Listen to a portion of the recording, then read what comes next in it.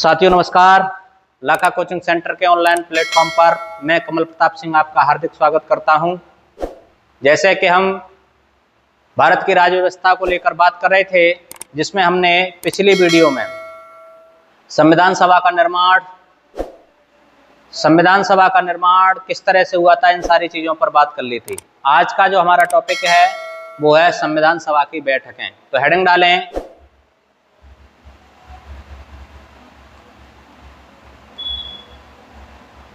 संविधान सभा की बैठकें। ठीक है, तो आप देखेंगे कि जब संविधान सभा का गठन हुआ तो उस गठन के बाद 9 दिसंबर 1946 को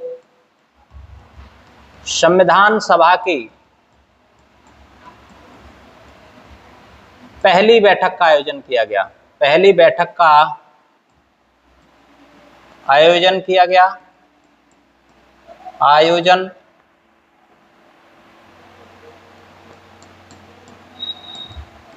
ठीक। और ये जो पहली बैठक है आप देखेंगे तो कहां पर हुई, तो केंद्रीय कक्ष संसद भवन दिल्ली में। ठीक, आप देखेंगे इस दिन जो पहली बैठक है, इस दिन क्या है, तो आप देखेंगे कि फ्रांसीसी परंपरा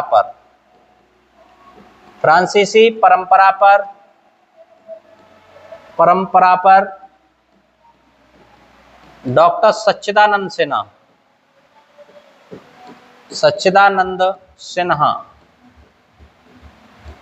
सिन्हा को सभा का अस्थायी अध्यक्ष नियुक्त किया गया। अस्थायी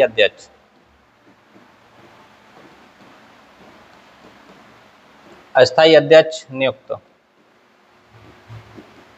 क्लियर? यहां तक कोई समस्या? अच्छा देखिए, एक चीज याद ध्यान रखें, जब संविधान सभा के लोग जीते तो लोगों से कहा गया कि आप शपथ ग्रहण करिए और एक दूसरे से मिलिए, अन्य सारी चीजों के लिए इस बैठक का आयोजन किया गया। क्लियर हो रहा है ना? और इस बैठक का जो आयोजन है वो आप देखेंगे 9 दिसंबर को किया गया। केंद्रीय कक्ष संसद भवन नई दिल्ली में किया गया।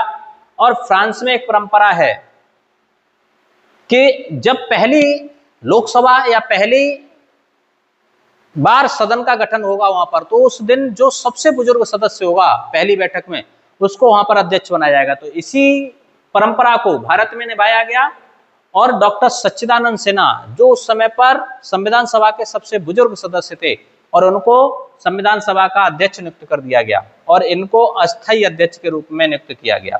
ठीक, तो प्रश्न बनता है, संविधान सभा के अस्थायी अध्यक्ष कौन थे? डॉक्टर सच्चिदानंद सिन्हा। कब चुने गए? 9 दिसंबर 1946 को। और 9 दिसंबर 1946 को ये कौन सी बैठक थी? पहली बैठक, संविधान सभा की पहली बैठक। क्लियर हुआ यहां तक?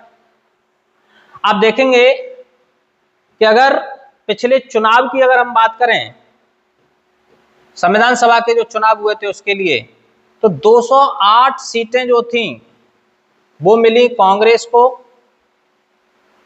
73 सीटें जो मिली वो मिली मुस्लिम लीग को, और 15 सीटें अन्य दलों को मिली। अन्य दलों को आप देखेंगे कि इन चुनावों में मुस्लिम लीग को ये लग रहा था कि ये बहुत बड़ी पार्टी के रूप में उभर कर आएगी, लेकिन ऐसा नहीं हुआ। मुस्लिम लीग को केवल 73 सीटें मिली।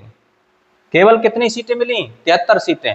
तो मुस्लिम लीग की स्थिति कहीं ना कहीं चुनाव में कमजोर थी, और ऐसी स्थिति देखकर मुस्लिम लीग को लगने लगा कि अब अगर हम संविधान सभा में शामिल होते हैं तो हमारे अधिकारों को नहीं सुना जाएगा। ठीक है, और इसीलिए आप देखेंगे कि इसने पाकिस्तान की मांग को लेकर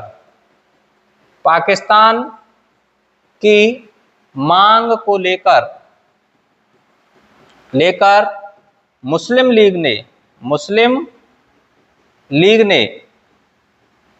ने संविधान सभा की पहली बैठक का बहिष्कार कर दिया। संविधान सभा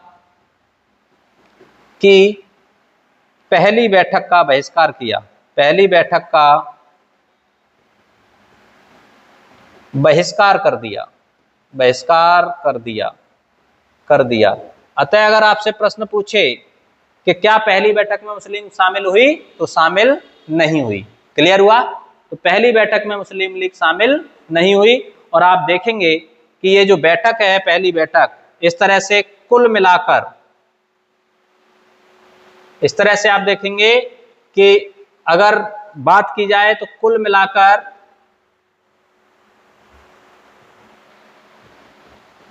कुल मिलाकर 211 सदस्य, 11 सदस्य ही पहली बैठक में शामिल हुए, पहली बैठक में शामिल। क्लियर हुआ? यानी संविधान सभा के कुल मिलाकर 211 सदस्य ही पहली बैठक में शामिल हुए। यहां तक किसी को कोई समस्या हो तो बताएं। ठीक, आगे बढ़े। 11 दिसंबर 1946 संविधान सभा की दूसरी बैठक का आयोजन सेम जगह पर आयोजन। ठीक, क्या हुआ इस दिन? तो आप देखेंगे कि डॉक्टर राजेंद्र प्रसाद को संविधान सभा का स्थायी अध्यक्ष बनाया गया, अध्यक्ष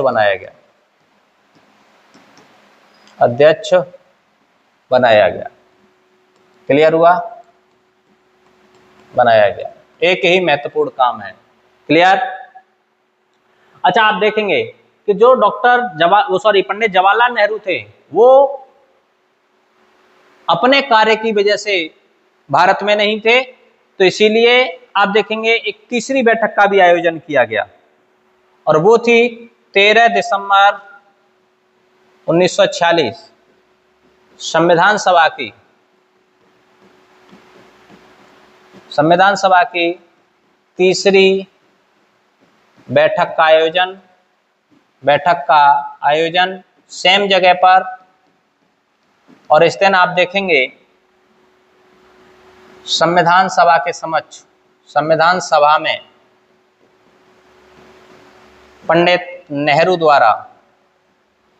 द्वारा उद्देश्य प्रस्ताव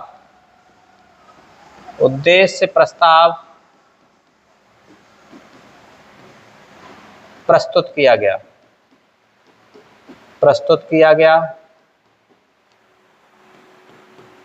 ठीक, तो उद्देश्य प्रस्ताव कब किया गया?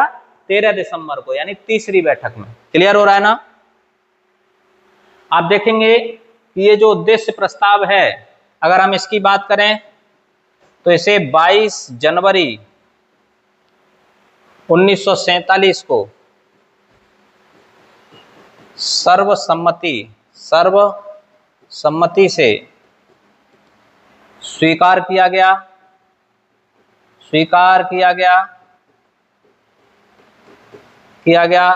बस इसी के आधार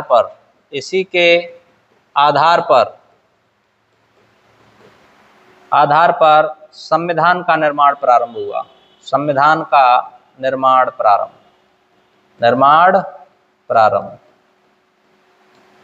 क्लियर हुआ? तो संविधान का निर्माण जो प्रारंभ हुआ वो किसके आधार पर? उद्देश्य प्रस्ताव के आधार पर। और उद्देश्य प्रस्ताव किसके द्वारा प्रस्तुत किया गया? पंडित नेहरू के द्वारा। कब? 13 दिसंबर 1946 को। कौन सी बैठक में? तीसरी बैठक में। क्लियर हुआ?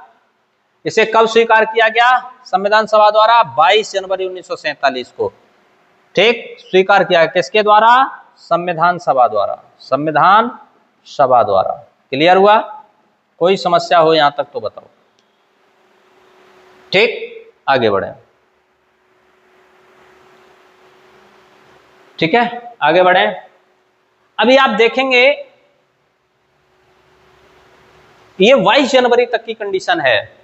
ठीक, इधर जो पाकिस्तान है, जो मुस्लिम लीग थी, वो लगातार पाकिस्तान की मांग को लेकर आंदोलन कर रही थी। अंत में भारत में भारत में ब्रिटिश वायसराय बनकर आए लॉर्ड माउंटबेटन। ब्रिटिश वायसराय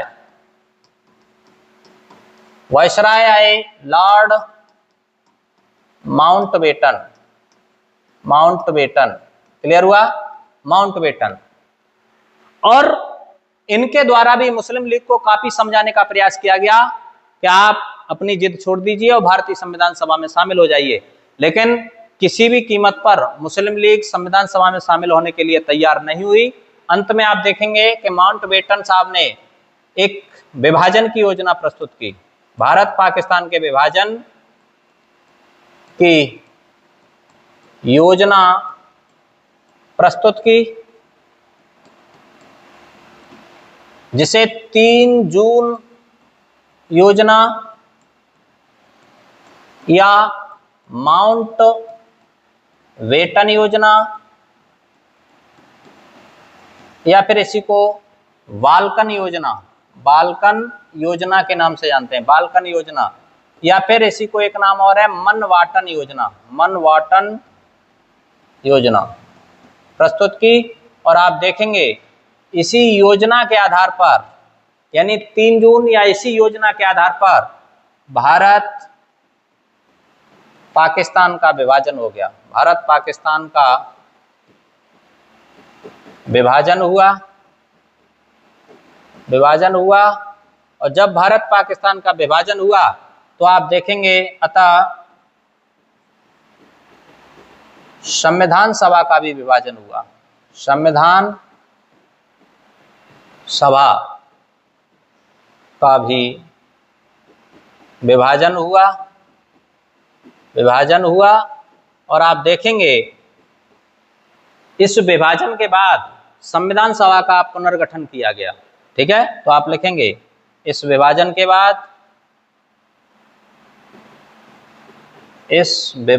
बाद संविधान सभा का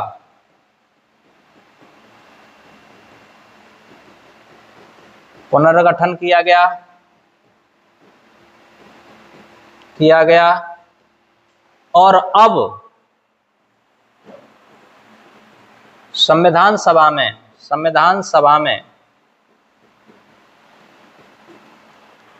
389 के स्थान पर कुल 299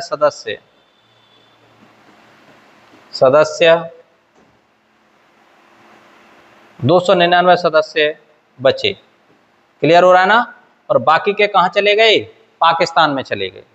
क्लियर हुआ? तो अब विभाजन के बाद अगर आपसे पूछ ले तो कुल मिलाकर कितने सदस्य थे संविधान सभा में, भारतीय संविधान सभा में? 299। और अगर आपसे पूछ ले विभाजन से पहले संविधान सभा में कितने थे तो 389। क्लियर हुआ? इस तरह से आपसे प्रश्न पूछ सकता है। तो अब वर्तमान में या विभाजन के बाद में संविधान सभा में कुल कितने सदस्य? 299 सदस्य। विभाजन हुआ कब? 3 जून योजना के तहत। ठीक है, जिसे माउंटबेटन योजना या बाल्कन योजना, मनवाटन योजना के नाम से भी जानते हैं। क्लियर हुआ? अब 299 सदस्यों का विवरण देख लें आगे। तो आप देखेंगे 299 सदस्य और इन सदस्यों को अगर आप देखेंगे तो 2 भागों में बांटा गया इन सदस्यों को। एक तो ब्रिटिश प्रांत और देसी रियासत। ठीक है, विभाजन के बाद जो कमिश्नरी क्षेत्र थे उनको समाप्त कर दिया गया। तो आप देखेंगे ब्रिटिश प्रांतों से उस समय पर 229 सदस्य, ये भारतीय संविधान सभा है तो 229 सदस्य आप देखेंगे ब्रिटिश प्रांतों से थे और 70 सदस्य भारतीय संविधान सभा में उस समय पर देसी रियासतों से थे। क्लियर हुआ? और कुल मिलाकर 299 सदस्य निर्धारित किए गए विभाजन के बाद। क्लियर? एक पॉइंट और लिख लें नोट में। देखो, जब विभाजन हुआ तो विभाजन के समय तक आप देखेंगे कि केवल हैदराबाद को छोड़कर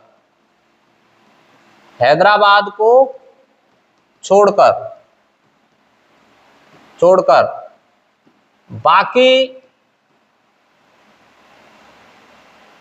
सभी ऐसी रियासतें ऐसी देशी रियासतें जो भारत में शामिल हुई,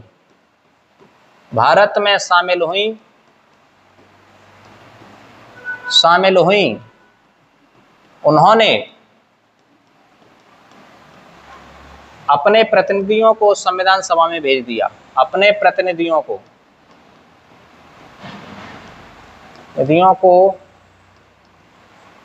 संविधान सभा में भेज दिया।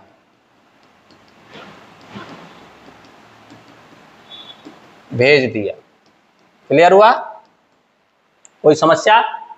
ठीक। तो आपसे प्रश्न करता है कि आजादी के या विभाजन के समय तक कौन सी रियासत शामिल नहीं हुई थी? तो हैदराबाद एकमात्र रियासत थी, हैदराबाद, जिसके प्रतिनिधि संविधान सभा में शामिल नहीं हुए विभाजन के समय तक। बाकी सभी रियासतों के प्रतिनिधि संविधान सभा में शामिल हो गए थे। क्लियर? यहां तक कोई समस्या हो तो बताओ।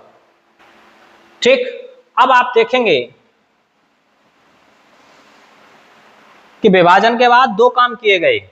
एक तो संविधान सभा को संप्रभु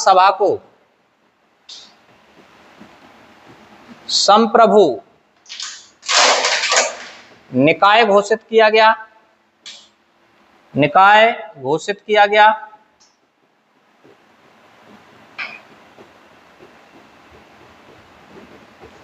ठीक, पहला काम। इसका मतलब क्या है? संप्रभु निकाय का मतलब यह है कि भाई अपने निर्णय स्वयं। संप्रभुता का मतलब क्या होता है? अपने निर्णय स्वयं लेना। यानी जो भी काम करेंगे हम अपने निर्णय के आधार पर करेंगे, किसी का हमारे ऊपर कोई दबाव नहीं रहेगा। इसको कहते हैं संप्रभुता की स्थिति। तो पहला काम किया गया कि संविधान सभा को संप्रभु निकाय घोषित किया गया। ठीक। दूसरा आप देखेंगे कि इस संविधान सभा को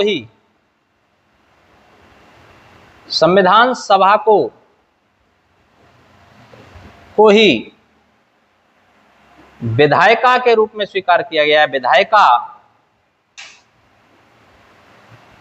के रूप में परिवर्तित किया गया। यानी कहा गया कि जब तक नए चुनाव नहीं हो जाते भारतीय संविधान के अनुसार, तब तक भारत के लिए कानून निर्माण करने का कार्य भी कौन करेगी? संविधान सभा ही करेगी। तो इस तरह से संविधान सभा दो कार्य कर रही थी। कानून निर्माण के समय पर विधायिका का काम भी संविधान सभा कर रही थी, और संविधान निर्माण के समय पर संविधान सभा का कार्य भी यही लोग कर रहे थे। क्लियर हुआ? कोई समस्या किसी को? ठीक, आगे बढ़ें। आप लिखेंगे विभाजन के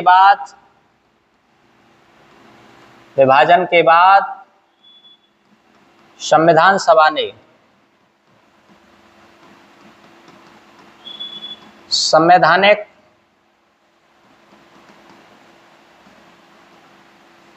कार्यों को करने हेतु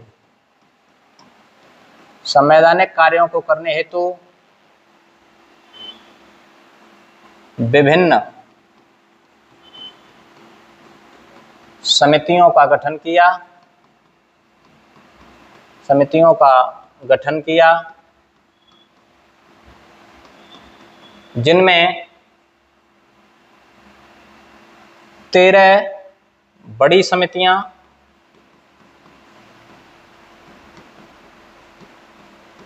8 छोटी समितियां थीं।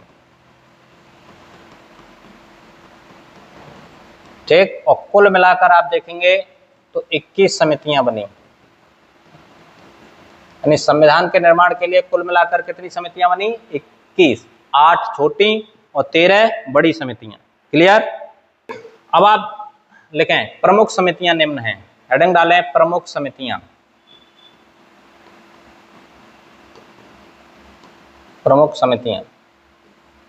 ठीक। तो आप देखेंगे सबसे पहले आप लिखें संघ शक्ति समिति।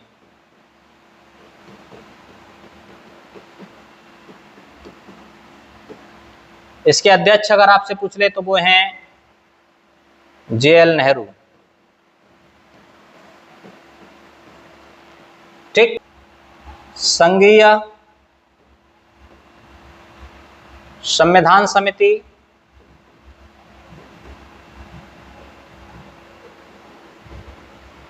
तो इसके भी अध्यक्ष कौन है? जवाहरलाल नेहरू।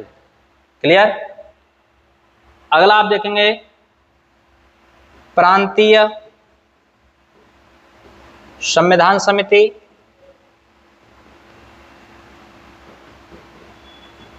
तो इसके अध्यक्ष हैं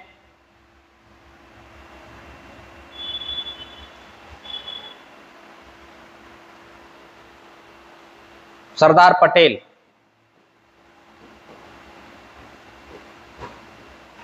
ठीक। इसके बाद मूलाधिकार समिति, मूलाधिकार संबंधी समिति, तो इसके अध्यक्ष हैं सरदार पटेल। क्लियर। इसके अलावा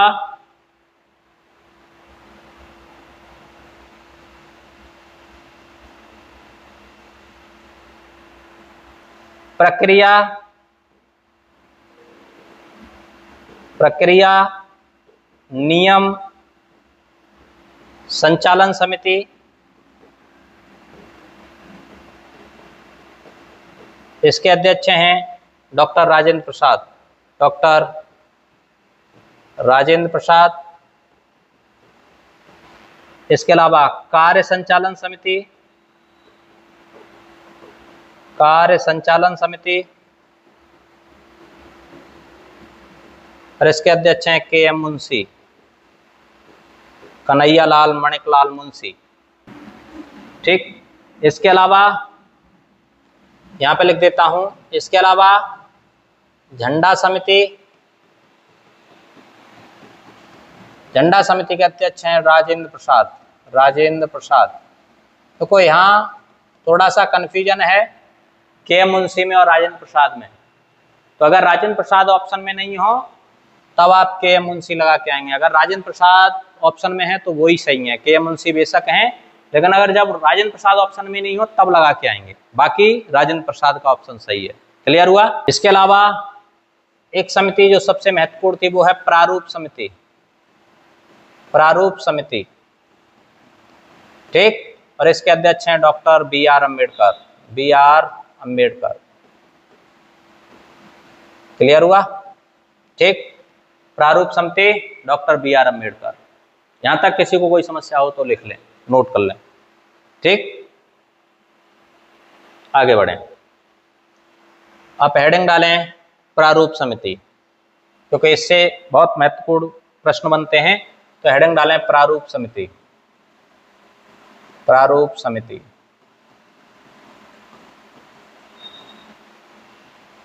कुल सदस्य लिख लें 1 + 6 = 7। ठीक। एक यहां पर कौन है? अध्यक्ष। और अध्यक्ष के रूप में अगर आप देखेंगे तो BR अम्बेडकर। BR अम्बेडकर।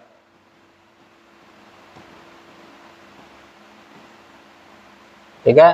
तो डॉक्टर BR अम्बेडकर क्या हैं? अध्यक्ष। क्लियर। अन्य सदस्य लिख लें इस समिति के, क्योंकि ये भी प्रश्न बन जाता है। तो अन्य सदस्य में पहला लिखें N. गोपाल स्वामी अयंगर। N. गोपाल स्वामी अयंगर। दूसरा लिखें अल्लादी कृष्ण स्वामी अय्यर।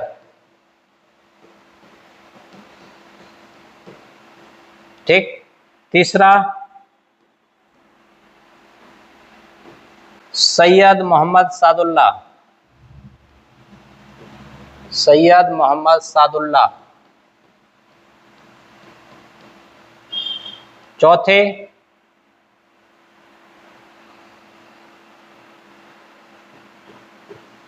KM मुंशी, यानी कन्हैया लाल मणिकलाल मुंशी। पांचवा BL मित्रा, इन्होंने इस्तीफा दे दिया और इनके स्थान पर एन माधवराव, ठीक। छठ में डीपी खेतान, इनकी मृत्यु और इनके स्थान पर टीटी कृष्णामाचारी,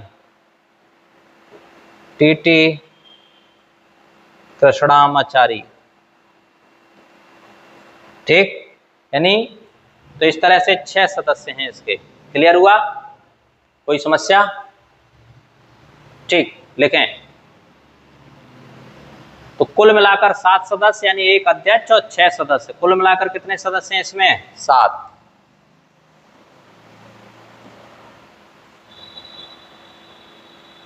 ठीक, लिखें। यह सबसे महत्वपूर्ण समिति, सबसे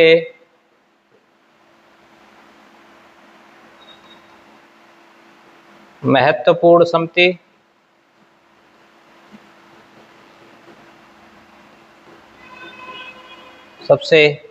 समिति ठीक है। लिखें 29 अगस्त 1948 को नियुक्त की गई।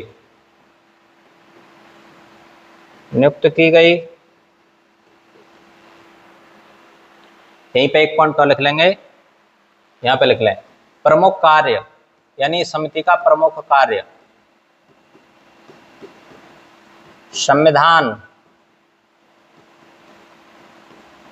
का प्रारूप तैयार करना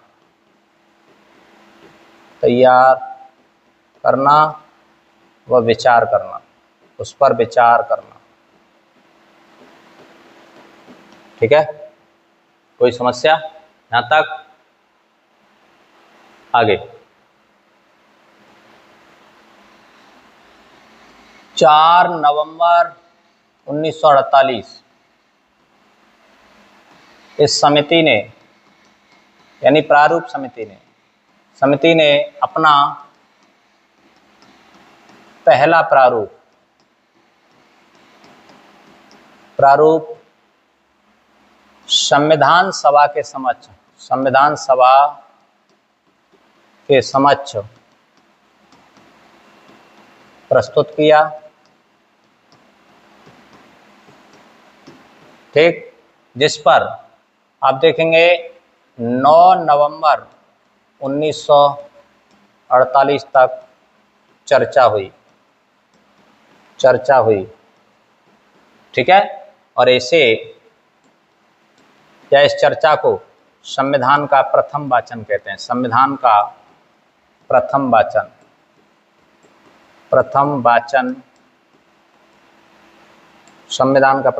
कहते हैं। क्लियर हुआ? ठीक, आगे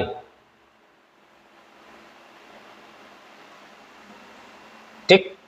अब आप देखेंगे कि जब पहला वाचन संविधान सभा के सामने प्रस्तुत किया गया, तो कोई भी चीज हो उसमें बहुत सारी अच्छाइयाँ होती हैं, बहुत सारी बुराइयाँ होती हैं। तो संविधान सभा के लोगों ने उसका अध्ययन किया और कहा कि इसको जनता के लिए खोल देते हैं। तो भारत के विभिन्न बुद्धिजीवियों को संविधान का जो प्रारूप था उसकी प्रतियां बांटी गईं और उन पर सुझाव प्रस्तुत करने को कहा गया। और आप देखेंगे कि पूरे भारत से संविधान जो प्रारूप था उस प्रारूप के संदर्भ में सुझाव प्रस्तुत किए गए और उन्हीं सुझावों पर चर्चा करने के लिए आप देखेंगे 15 नवंबर 1948 को फिर से संविधान सभा की बैठक हुई। 15 नवंबर 1948 को संविधान सभा की बैठक हुई और ये जो बैठक है वो आप देखेंगे कि 17 अक्टूबर 1949 तक चली। 17 अक्टूबर 1949 तक चली और इसी को संविधान सभा का या संविधान का द्वितीय वाचन कहते हैं। द्वितीय वाचन ठीक। और आप देखेंगे कि इस द्वितीय वाचन में जो भी संशोधन प्रस्तुत किए गए थे भारत की बुद्धिजीवियों द्वारा, अन्य लोगों द्वारा, उन पर विचार विमर्श किया गया। तो आप देखेंगे कि यह आप लिख सकते हैं, यह संविधान का सबसे लंबा वाचन, संविधान का सबसे लंबा वाचन, लंबा वाचन। क्लियर हुआ? तो प्रश्न बनता है कि संविधान का सबसे लंबा वाचन कौन सा था? तो दूसरा वाचन, जो कब से कब तक चला? 15 नवंबर 1948 से 17 अक्टूबर 1949 तक चला। क्लियर? ठीक, आगे लिखें।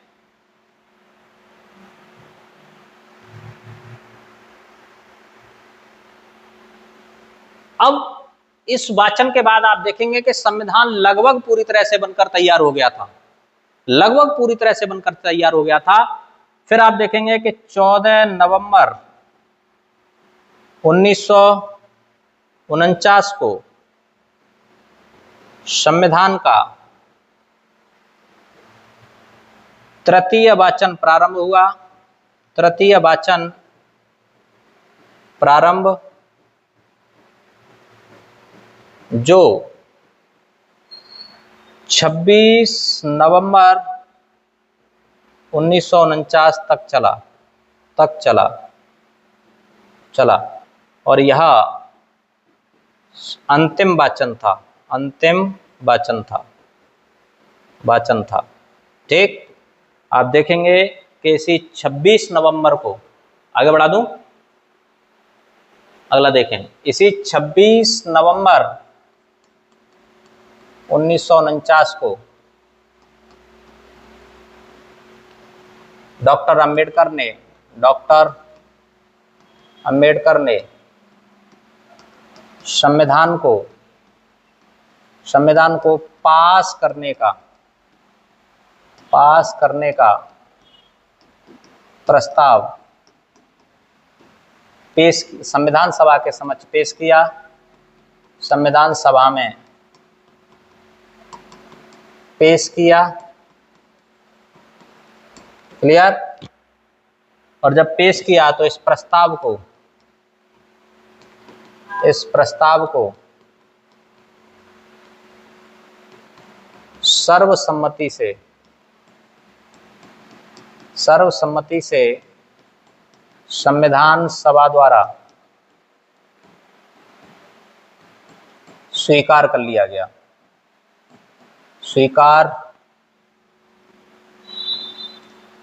गया। ठीक, और आप देखेंगे कि इसी दिन यानी 26 नवंबर 1949 को ही संविधान सभा में उपस्थित कुल 284 लोगों ने, 284 लोगों ने संविधान पर हस्ताक्षर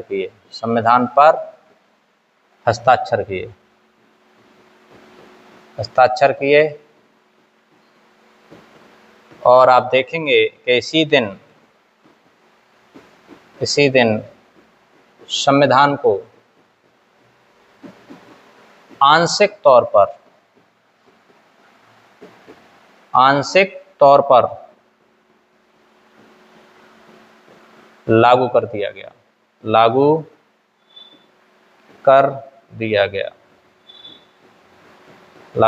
गया। क्लियर हुआ? ठीक है, इसीलिए आप देखेंगे कि ये जो 26 नवंबर है, प्रत्येक 26 नवंबर को हम विधि दिवस के रूप में मनाते हैं। विधि दिवस, ठीक है, तो प्रत्येक 26 नवंबर को किसके रूप में मनाते हैं? विधि दिवस के रूप में मनाते हैं। क्लियर हुआ? कोई समस्या हो यहां तक तो बताओ। ठीक है, एक पॉइंट नोट में और लिख लें, संविधान को पूरी तरह 26 जनवरी 1950 को लागू किया गया। ठीक है, तो प्रश्न बनता है कि संविधान पूरी तरह से लागू हुआ 26 जनवरी 1950 को और आंशिक तौर पर लागू हुआ 26 नवंबर 1949 को, और इसीलिए 26 नवंबर को हम किसके रूप में मनाते हैं? विधि दिवस के रूप में मनाते हैं। यहां तक किसी को कोई समस्या हो तो बताएं। ठीक ठीक, आगे कुछ नोट में पॉइंट है उनको और लिख लें और इसी के साथ ये टॉपिक खत्म होगा। क्लियर? अच्छा, 26 जनवरी को क्यों मनाते हैं? क्योंकि आप देखेंगे 26 जनवरी को 1930 में लाहौर में रावी नदी के तट पर कांग्रेस का अधिवेशन हुआ और उस अधिवेशन में 26 जनवरी को स्वतंत्रता दिवस के रूप में मनाए जाने की घोषणा कर दी थी। तो कांग्रेस 1930 से लगातार 26 जनवरी को स्वतंत्रता दिवस के रूप में मनाती चली आ रही थी और वो दिन हमेशा के लिए इतिहास में याद रखा जाए, इसीलिए आप देखेंगे कि 26 जनवरी के दिन को चुना गया। तो 26 जनवरी 1950 को संविधान पूरी तरह से क्या कर दिया गया? लागू कर दिया गया। ठीक, अब नोट में कुछ पॉइंट लिख लो, बाकी ये टॉपिक खत्म होता है। ठीक, आगे लिखें, नोट में कुछ पॉइंट लिखते चलें। पहला लिखें,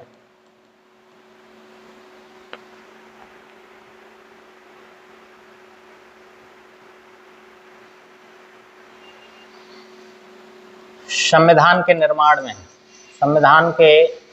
में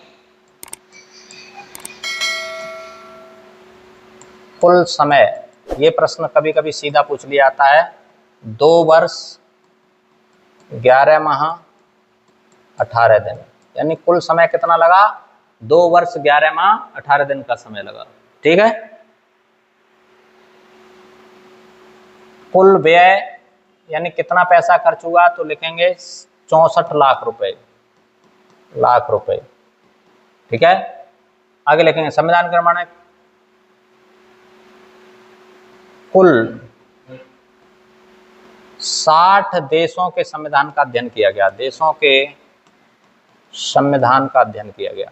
संविधान का अध्ययन यानी आपसे प्रश्न करेगा भारतीय संविधान कितने देशों के संविधान पर आधारित है, तो 60 देशों के संविधान पर आधारित है।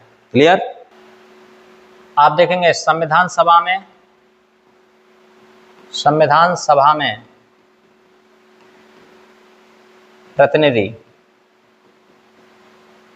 प्रतिनिधि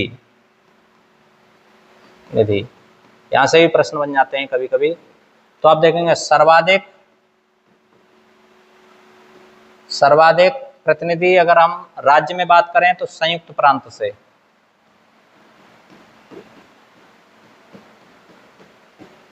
ठीक, संयुक्त प्रांत से कितने? 55 प्रतिनिधि। और देशी रियासत में बात करें तो मैसूर से कितने? 7। ठीक है, तो देशी रियासत में सबसे ज्यादा प्रतिनिधि संविधान सभा मैसूर से थे और सबसे ज्यादा प्रांतों में, ब्रिटिश प्रांतों में देखें तो संयुक्त प्रांत से थे। क्लियर? अगला नोट में ही लिखते चलें, संविधान सभा में कुल 15 महिलाएं प्रारंभ में, ठीक है, और विभाजन के बाद अगर देखें, वहीं पर लिख लें, विभाजन के बाद 13 महिलाएं। तो वो अपने हिसाब से देखेंगे क्या प्रश्न पूछ रहा है, यानी 15 महिलाएं भी थी संविधान सभा में जो विभाजन से पहले थी, और विभाजन के बाद में संविधान सभा का जब विभाजन हो गया तो कुल कितनी महिलाएं रह गई? 13 महिलाएं। क्लियर? ठीक, नोट में ही और पॉइंट लिखते चलें, 2-3 पॉइंट और लिखें। मई 1949 में भारत राष्ट्रमंडल देशों का या राष्ट्रमंडल देशों के समूह का हिस्सा बना। ठीक है, आप देखेंगे जो राष्ट्रमंडल देश हैं, अगर उनको देखना चाहें तो ऐसे देश जो कभी ब्रिटेन के गुलाम रहे, गुलाम रहे, यानी इसमें वो देश हैं जो राष्ट्रमंडल में जो कभी ना कभी ब्रिटेन के गुलाम रहे थे। क्लियर हो रहा है ना? तो जो ब्रिटेन के गुलाम रहे थे, ठीक। अगला आप देखेंगे 24 जनवरी 1950 संविधान सभा की अंतिम बैठक हुई, और इस दिन आप देखेंगे 3 काम किए गए। पहला काम, डॉक्टर राजेंद्र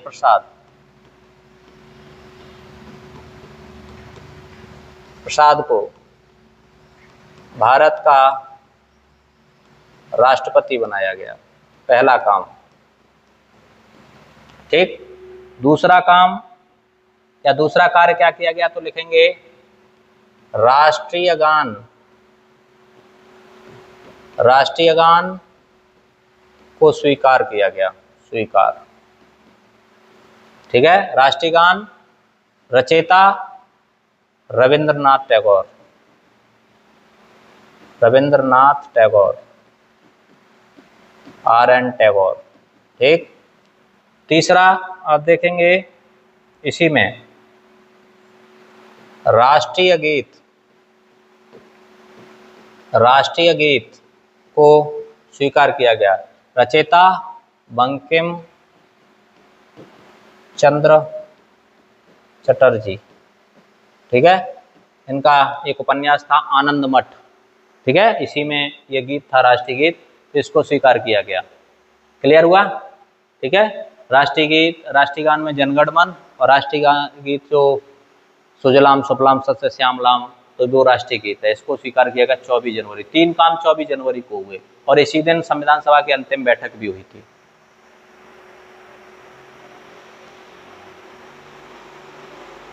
ठीक। एक पॉइंट और लिखें, 22 जुलाई 1949 को संविधान सभा ने राष्ट्रीय ध्वज को अपनाया, ठीक है। यानी राष्ट्रीय ध्वज के रूप में जो तिरंगा है, इसको कब अपनाया गया? 22 जुलाई 1949 को, ठीक है। 2-3 पॉइंट और लिख लें, फिर आगे बढ़ते हैं, फिर इसको खत्म करते हैं। क्लियर? यहां तक कोई समस्या हो तो बताओ। ये सारे प्रश्न पूछे गए हैं आपसे।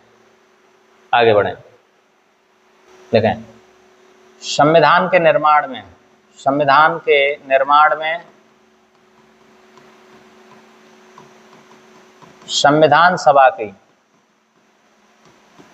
सभा की कुल 11 बैठकें हुई, ठीक है। दूसरा पॉइंट,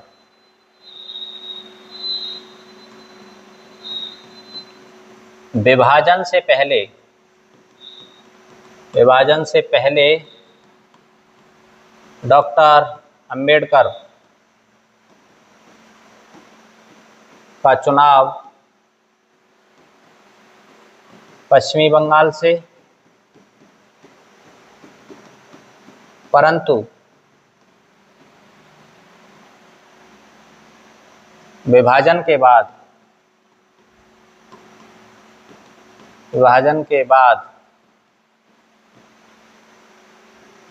उनका चुनाव बम्बई से किया गया। क्यों? क्योंकि विभाजन के बाद जो उनकी सीट थी वो पूर्वी पाकिस्तान में चली गई, बांग्लादेश में, तो इसीलिए उनका चुनाव कहां से किया गया? बम्बई से किया गया। अब लिख लें संविधान सभा के बारे में कुछ पॉइंट लिख लें कि सचिव अयंगर, अगला लिख लें प्रमुख प्रारूपकार तो वो हैं एल.एन. मुखर्जी। ठीक है, आप लिखेंगे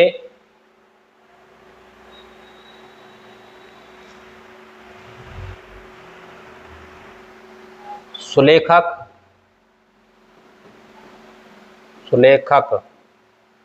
यानी लिखने वाले, तो प्रेम बिहारी राय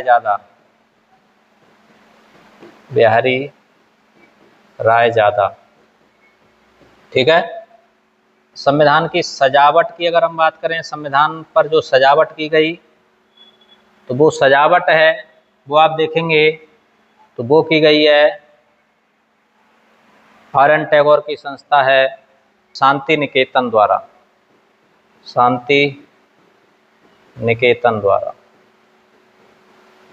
क्लियर?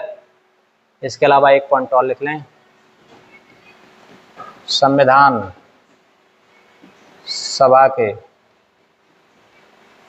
संवैधानिक सलाहकार अगर कोई हैं तो वो हैं वी.एन. राव, वेंकटेश नारायण राव, वी.एन. राव। ठीक, क्लियर?